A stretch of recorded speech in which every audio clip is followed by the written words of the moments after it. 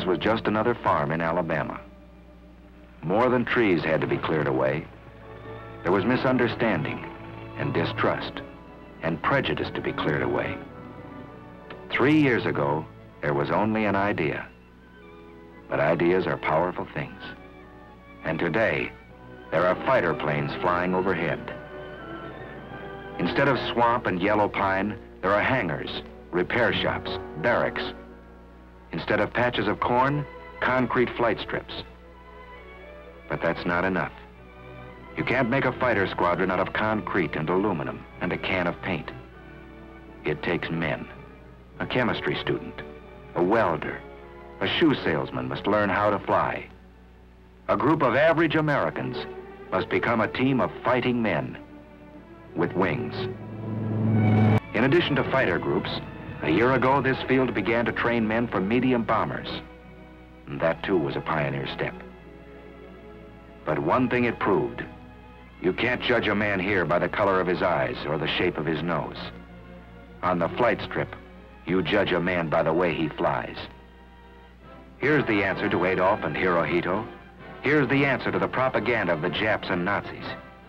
Here's the answer, wings for this man. Here's the answer, wings for these Americans. We fought the enemy, not without loss. Out of the first class to graduate almost 3 years ago, only a handful are left alive, so that liberty might not perish from the earth.